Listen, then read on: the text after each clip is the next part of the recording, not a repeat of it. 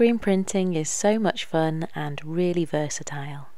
Sharing with you screen printing with lasers. I also love clay and wanted to prove how versatile screen printing, lasers and clay projects all are. Many people screen print unique designs onto t-shirts, but have you ever thought about screen printing onto clay? I have a really fantastic air dry clay project to share with you today. To me, air dry clay is a fantastic craft medium. It's really economical and you can make so many great projects with it. Straight out the packet, I give it a quick squash and a quick knead and then roll it out. It's really key to roll it out really nice and flat. And with all the wonderful inks that I have, this is what I'm going to be using to screen print onto. To get the clay flat, you can add some dowels either side or some pieces of wood to the correct thickness and then roll over this, and then the clay stays the same thickness. To make my screens to screen print from, I'm using a laser, and I'm using this xTool P2 laser engraver. I have the riser base, but I believe you can use it without this. For me, I found it worked best slotted upside down in 1A. The screen printing screens by xTool also work on other lasers. This is the screen printing kit that I have, and I'll put the link in the description below. There is a jig that you can cut if you want your screens to be placed in the same place each time if you're doing multicolour pieces. To place the screens in this side up, and I can place this inside just in the centre, as I'm just going to do single colour for this one. So the idea is these screens have a coating and the laser burns the coating away where we want the colour to seep through. This piece is also supplied if you want to secure the screen down when lasering. Traditional screen printing takes quite a long process, but if you're familiar with that and you like it, then wonderful, but this is a good alternative, a new alternative to screen printing.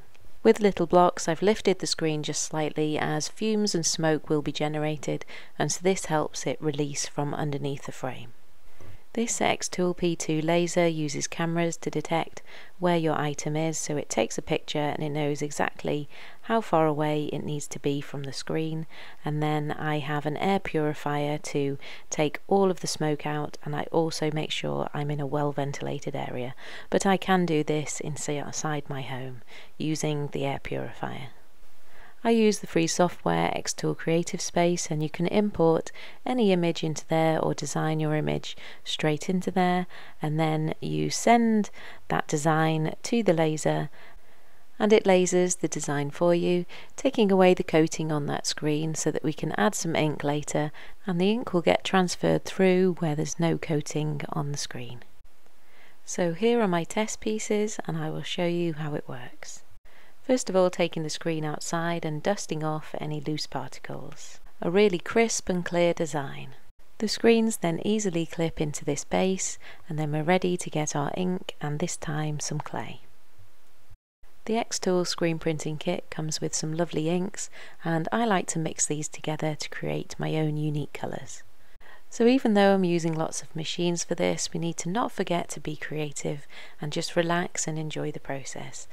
I really enjoy this part of the process, and it's exciting now as we get to actually lay that colour and see the final result. All of what I'm doing here can be used for t-shirt design and whatever else you choose, and if you also like to do your traditional screen printing, if that's what you're used to, then do have a go and see if you can make this work on the clay like I am now. Here on Red Rocking Bird, I love to share my creative projects with you and hope to inspire you to also be creative. They might seem like small tubs of ink, but I think they do go quite a long way. Make sure you seal them up well before we carry on with the project. I've transferred my flat clay to the board, and now for the moment of truth. You want to place the screen down, and then there's a lever at the back, and you want to make sure everything is nice and level. You would do exactly the same if you're doing a t-shirt. Just make sure it's flat and level and pressed on top of your piece. This can then be screwed nice and tightly in place and everything is lovely and level. I put my first design way too close to the edge of the screen, and so definitely make sure you put it more so there's more space all the way around, but as this is my test piece, I'm going to just go ahead and use it, but I know I'm going to hit a few little problems when I squeegee the ink down closer to this front edge here. Like with everything, I always say have a test piece first, try everything out. Even if you see the way somebody else does it, make sure you try it out and you know how the materials and the ink behave while you're doing them, and then that's the best way to learn. I've placed the ink on and squeegeed it down. I have a little bit of an error, as I said, at the front there, so I'm just going to back squeegee it, as I've seen some people back squeegee it, and let's see the result. I'm pretty happy with that. Quite a clean, nice result. I know the edge did have an issue, but I'm really happy with that. So it does seem to work with the air dry clay, and now I'm going to go on and add a second colour.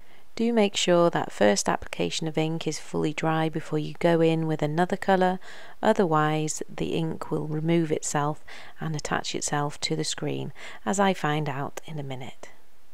Having more space and the design in the middle definitely helps, as you don't feel restricted. The second colour's gone on fairly well, but I have removed some of the first ink as I didn't let it dry, so always make sure you let that dry. The air dry clay won't dry out at that stage, but you can hopefully just let the ink dry out first. Such a fun first design that I'm definitely going to make some more. I take a blade and cut out my fish shape, and this is going to make a lovely fish dish, a little trinket dish. If I roll and knead this remaining clay together, all that colour will just knead into the clay and I can use it once more. To help shape the clay, I take a dish and place the clay within the dish.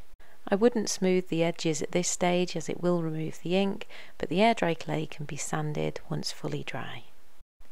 You can use the screens over and over again. I've just washed this off with some water under the tap, and then I'm going to repeat that process and make another one. Screen printing definitely takes a bit of practice of getting used to how much pressure to put on, how much ink to place in, and what speed to move the squeegee up and down, and various things, but gradually you get used to the process, and it's a really fun process and allows us to be creative. I love the fact that when using the xTool screen printing kit, it really speeds up the process, and I don't need to use those chemicals and the UV lamps and all of that. Let me know what you think in the comments below. If you want to do two colours but only one squeegee, you can put two colours next to each other and create this kind of design. This one didn't quite work out, and you know when it doesn't quite work out, as I said before with all the trimmings, you can knead all of that clay back together, roll it out and start again. With this really simple design, I'm going to make some coasters, so I have a large round cookie cutter and I can cut out my air dry clay, let this dry fully in the air, and then I have a beautiful design on my coasters.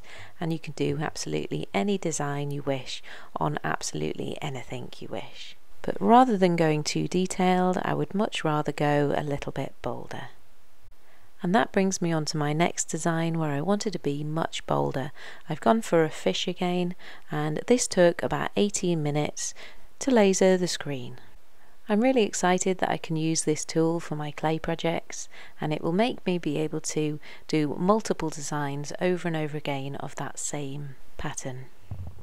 This time using a bigger piece of clay, I'm hoping it's going to work out just fine. I've mixed together some of the red, yellow and silver inks, and I've got this nice shimmery pinky colour. I quite like the multiple colour effect, so I'm taking a little bit of the red and dotting that within my colour, and I'm going to squeegee that through and see how the colour turns out. Sometimes when I've done this on t-shirts before, I've been really scared of it really not working well and it making a mess on the t-shirt, but with the clay I just have that advantage that if it doesn't work, I know I can roll it up and start again. But I love how this has turned out. It's absolutely perfect, it really is. I'm really happy, so I'm going to roll out some of my stone coloured clay and I'm going to make some more. Once the clay is dry, it's not going to dry as dark as this, it will lighten up a bit, so I'm hoping that ink colour will shine out that little more once dry. And so with a table knife I'm cutting out my design, and I thought with this little dish I'll cut out with a straw the eye. This is a really fun and creative project, and as I said before, I hope these projects and these ideas do inspire you and you feel like doing something similar, or it sparks some element of creativity. I have my 2 leftover pieces of clay, and unplanned I've decided to marble these and roll these together and see what design we can create using this. I'm thinking maybe a blue ink on this, and yes, it looks lovely in the blue, it really does. So there I have another dish that I can cut out, and I can keep creating and keep designing these until my heart's content. As the clay is drying, you can really see it starting to lighten up, and the ink has dried really lovely on the clay. Now that they're drying, they are firming up a little bit, and so the base is still nice and damp, and so my join at the bottom, I can join this, and that's going to make it even more permanent and secure and attached together. Just do it. You can also add a little bit more water on your finger if need be, but you want to get this nice and smooth and nicely joined. I will let these dry fully and then varnish them. I like to coat this kind of thing in UV resin. I find it gives it a really protective coating and a really shiny finish, and I love the way they look like this. Any questions, please do comment below. All the links are below. Thank you for watching, and I'll see you in my next creative video. Bye for now.